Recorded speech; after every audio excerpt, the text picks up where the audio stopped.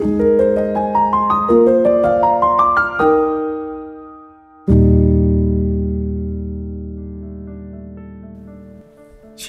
Bapak Ibu dan Saudara sekalian, saya percaya kita semua dalam keadaan sehat dan Tuhan memberkati. Mari kita bersama berdoa. Terima kasih Bapa untuk saat-saat di mana kami boleh menikmati persekutuan dengan Bapa melalui perenungan firman-Mu. Terpujilah nama-Mu dalam Tuhan Yesus. Amin. Saya ingin mengajak Anda untuk merenungkan tentang masalah terasa dibiarkan dan tidak dijawab. Nah, kita akan dasarkan renungan ini dari Ayub 42 ayat 3 yang demikian. Engkau bertanya, siapakah dia yang menyelubungi rancanganku tanpa pengetahuan? Itulah sebabnya tanpa pengertian aku telah bercerita tentang hal-hal yang terlalu ajaib bagiku dan yang tidak ku ketahui. Betapa kesal hati kita bila pertanyaan dan jeritan kita kepada seseorang tidak pernah dijawab dan bahkan rasanya dibiar-biarkan. Itulah yang dialami Ayub dalam penderitaannya. Kekesalan hatinya kepada Allah. Ia ungkapkan demikian. Mengapa engkau berperkara dengan aku? Apakah untungnya bagimu mengadakan penindasan? Ayub 10 ayat 2b dan 3a. Pertanyaan Ayub ini tidak pernah dijawab oleh Allah. Bahkan Ayub merasa dibiarkan begitu saja, seolah tanpa dipedulikan. Memang, jawaban atas pertanyaan mengapa tidak pernah diberikan oleh Allah. Karena apakah dengan mengetahui sebabnya, maka semua penderitaan atau sakit penyakit dan malapetaka akan langsung hilang? Tentu tidak, bukan? Sebab itu Allah membimbing Ayub untuk merenung dan memikirkan tentang betapa maha kuasanya Allah. Melalui perenungan dan pemahaman betapa sulit dan peliknya alam semesta ini diciptakan oleh Allah. Dan bagaimana Allah mengatur gelombang laut, bintang-bintang di angkasa. Dia menyediakan air, mengatur awan dan bintang, bulan serta matahari. Bahkan memperlengkapi tiap binatang untuk bisa hidup.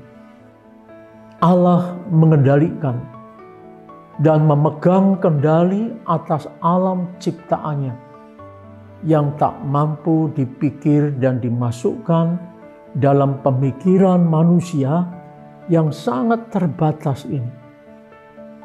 Setelah Ayub merenungkan dan memahami karya Allah yang besar dan menakjubkan itu, akhirnya Ayub berkata, hanya dari kata orang saja aku mendengar tentang engkau. Tetapi sekarang mataku sendiri memandang engkau.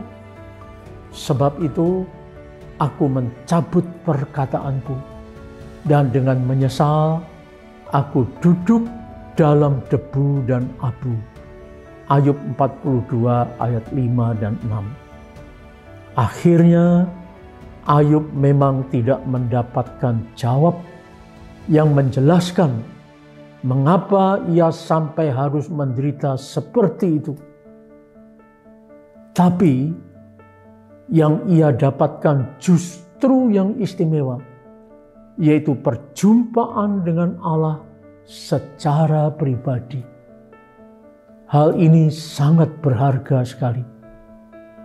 tibalah Ayub pada satu titik penyerahan total kepada Allah, sehingga Ayub bisa mengerti serta berkata kepada Allah, "Aku tidak membutuhkan lagi penjelasan sebagai jawab atas penderitaan hidupku. Dan aku sadar bahwa Allah tak perlu menjelaskan semua rancangan dan keputusannya terhadap aku. Cukuplah sudah bila Allah menyatakan kepadaku siapakah dirinya itu.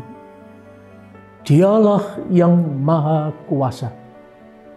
Waktu Ayub berkata seperti itu, ia masih dalam keadaan penuh borok dan jatuh miskin.